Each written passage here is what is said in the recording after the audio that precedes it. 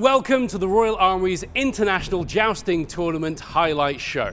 My name is Richard. And my name is India, and we'll be acting as your guides and heralds to show you the best bit of a weekend of thundering hooves, shattering lances, and some of the toughest competitors battling it out on horseback.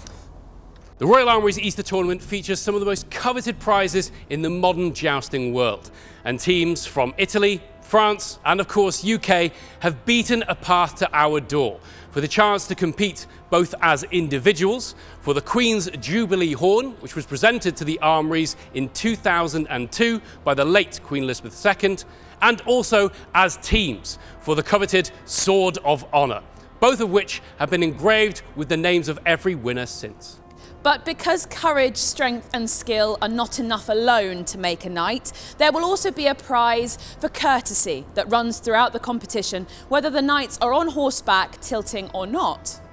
Finally, there's a prize for what we like to call our chivalric carousel, a test of skill at arms that all our jousters competed in.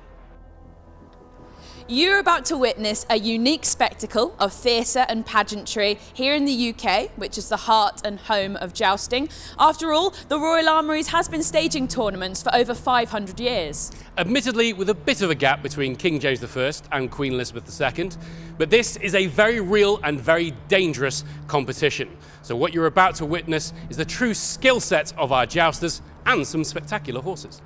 But before we saddle up, allow us to introduce Andy Dean, who is officiating once again as Knight Marshal, an unenviable task for anybody, but he is a jouster in his own right, who has won the Queen's Cup 4 times and the Sword of Honour 7 times. Please welcome Andy Dean. Now, Andy's years of experience and talent have put him in a place where he is more than qualified to do this job and is heavily respected by our jousters. But before we go over to him, it's over to our resident fools to explain how the scoring system works. So, once the horses have ridden at each other and the lances have clashed and the wood's finished showering down, the jousters are looking for this symbol, which means good strike. And then it can be a good strike to one of the extremities, or it would be good strike to the arm, and that's 1 point. Or it could be good strike to the head, ow, and that is also worth 1 point. So, these are the big hits that score you the big points. So, if you see this, that means a good hit. But if you see this, it means a good hit to the body, which is worth 2 whole points. But also, the knights have a little shield on their shoulder, which is called a targe, and that is the bullseye, right? If they hit it there on the targe, then that's 3 whole points, and everyone goes, ah! Good, my friends, I bring sad tidings. You have heard about scoring points, but now I'm going to tell you about illegal strikes. People can run at each other and make bad strikes, and if there's a bad strike, it is indicated thusly. Now, once you've seen the illegal strike signal, there are lots of other illegal strikes, but this is my favourite. A strike across the body. A wacky strike, not a pointy strike, and it's called a barricade, and it looks like this. No points. Tut, tut, tut. So, we've heard about good strikes, we've heard about illegal strikes, but a legal strike is still a strike. But this is a no strike, the thing that makes the marshal cry. You will see the scorer do this. Oh yeah, and everybody goes, oh. Thank you, fools. So, Andy, what exactly were you looking for during this competition? So first of all, how they hit. So whether it was a good hit, a smash using the coronel into some part of them, or whether they just missed with that coronel end and it swept away. Or the worst thing is that they've travelled hundreds of miles, do their pass and miss, which doesn't happen very often, which is good to hear. the most important thing is I want it to look fantastic for our audience. And for that to happen, you need to have wonderful horse control. So you bring your horse in, it's sort of on the clutch, it's ready to go, but you got control, you signal to the marshal, then I say those words, laissez-aller, and away we go. And I want good pace from both the horses. And then, once they've smashed their lances, the remnant of the lance needs to be handed down to a foot squire safely without making them a shish kebab. Great, thank you very much, Andy. Now we're going to introduce our teams. So first off, representing the United Kingdom, we have Mike Collin, who has been a jouster for many, many years, but is also a member of the British Stunt Register. Alongside him, we have Roy Murray, who is hailing from Scotland. Now, Roy has competed in many jousts and melees across England and Scotland, but has also ridden for TV and film, most recently Ridley Scott's Napoleon. Representing France, we have Luc Petillon, who has been jousting for over 24 years internationally, and in 2017 won the Queen's Jubilee horn for the individuals here at the Royal Armouries in Leeds. Alongside him, we have Marie Baron, who has been riding since she was very young, specialising in a lot of different horsemanship skills, but most specifically dressage. Now, she started learning how to joust in 2005 and joined the reenactment group Excalibur to practice this. And finally, representing Italy, we have Alberto Calmanetti, whose motto is Ignis Arum Probat, which means fire tests gold. And alongside him, we have Dario Cataneo, whose motto is Fatum Matore Somnia, which means dreams change destiny. Now let's have a look at some of the best bits from day one. Andy, can you discuss some of the best bits from that morning, please? I can. The first of the two clips, you'll see Marie on Nemo come flying in, and she hits her opponent so hard that the lance is dislodged from her hand. Now, sometimes that can be called a barricade because it's gone across the body. But on this occasion, Marie was flowing so beautifully, she hit her opponent so hard that the lance was forced out of her own hand. So on that occasion, she gets the points for hitting in the correct place, but I can't give her the points for the breakage. Partly because we don't know how it broke because it landed on the floor, but also partly because you didn't have control over the lance. I can't give you that breakage because basically you need to hold onto that lance and control it all the way until you can give it safely to a foot squire. The second of the two passes starts with Dario coming into shot, and it's just a lovely pass between Dario and Luke. So that's why I plucked that one out. Great, and can you tell us a little bit more about the afternoon joust as well? What I want is brilliant lance control, and if you look on this close-up, just after the break, see how the lance dips? That's not good lance control. You want to keep the lance up, keep it safe all the time. So that was the afternoon, good session with a couple of cracking passes. So, after day one, Italy have stormed into the lead, having jousted twice, and on a full 65 points, with UK and France tying for 31 points. In terms of the individuals, Dario Cataneo is in the lead with 33 points, and hot on his heels is Alberto Calminati with 32 points. Of course, both riding for Italy, both jousted twice. Below them is Mike Collin with 19 points, having only dropped a single point on his full 4 passes. Now on to the best bits of day two, and once again we'll go over to Andy Dean to discuss some of the best bits from that morning. So the morning was excellent. We had France and we had the United Kingdom. Loads of good passes. Two I want to draw your attention to. One, an unfortunate one, but it's a good way of explaining it, the barricade. In this pass, you see very clearly the lances go across the body, and it's almost impossible to keep control of the lance because it's wrenched from your hand and comes away like a sort of helicopter propeller. So that's a barricade, and I know everyone's upset inside their armours about that. What they're not upset about is when you get it absolutely perfect. And in this pass, you have Marie setting off perfectly on Nemo, and then you have Mike setting off perfectly on Jasmine, who is a jousting machine. So these horses are going at a good pace. Now, they both hit very well, but Mike Collin hits so hard, he disintegrates the balsa part of his lance, so you get to the metal ferrule, and it hits Marie square in the chest, and then does what I call a sort of a double tap. it hits so hard that it bounces and it catches Marie underneath the jaw. I'm absolutely certain pops her visor and sends her world spinning. Thank you, Andy. And can you tell us a little bit about the afternoon between Italy and the United Kingdom? There's a pass between Alberto and again Mike Collin, where again they both hit very hard, but Mike's technique means all the energy goes through the lance into the shield. And you see this one, basically Alberto starts to undress, starting with his shield. It's been hit so hard, it's sort of ripped the leathers, and as you see, it's sort of coming to an end. And if you look very closely, he's hit so hard that again, he's almost brought out of the saddle by Mike.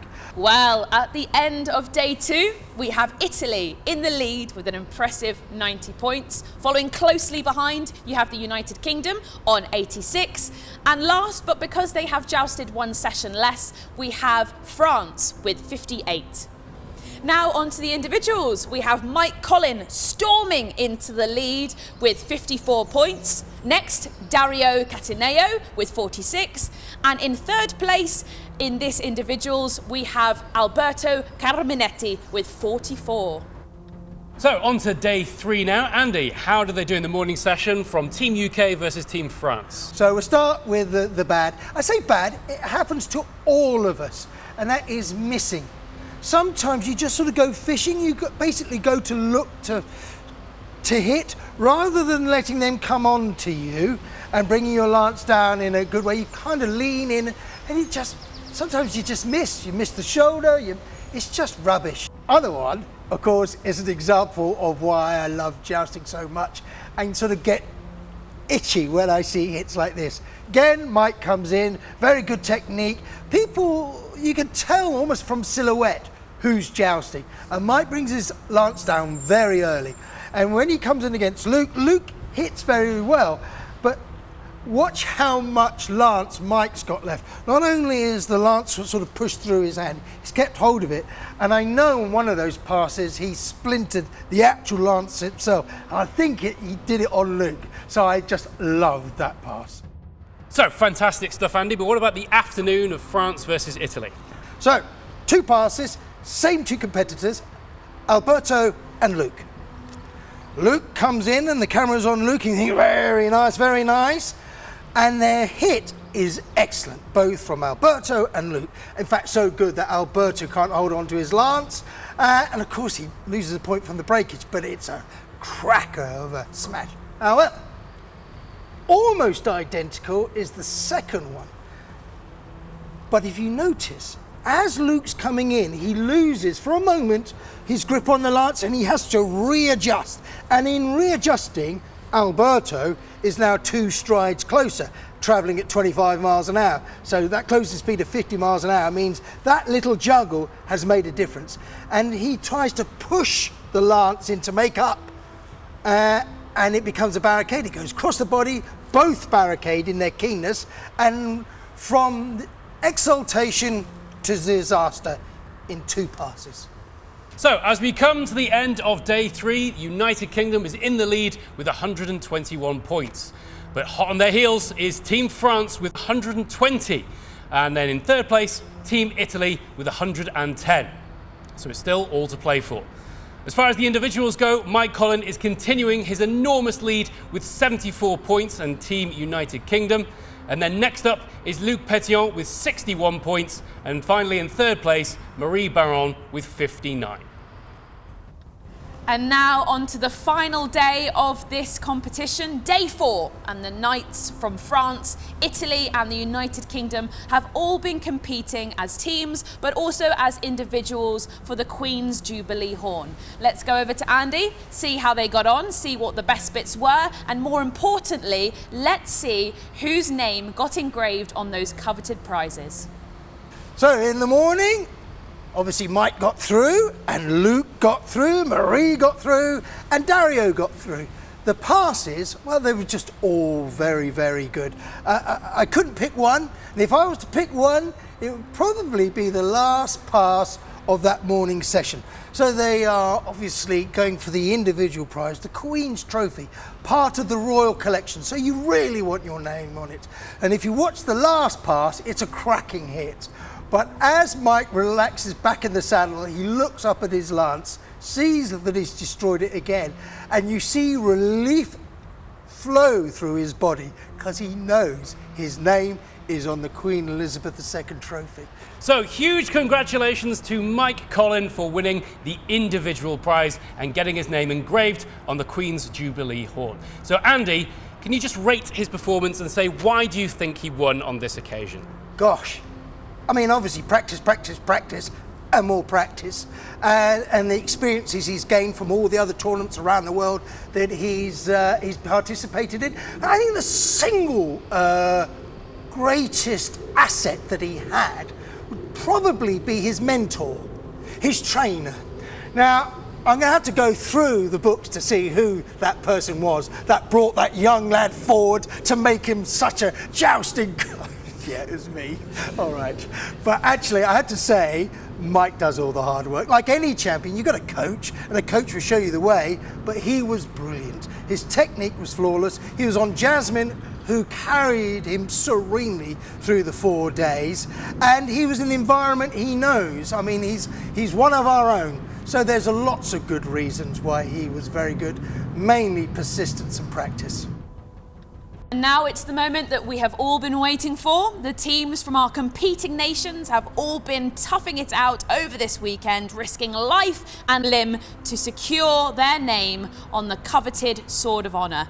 Andy, can you tell us how they did? Oh, it's a great final session.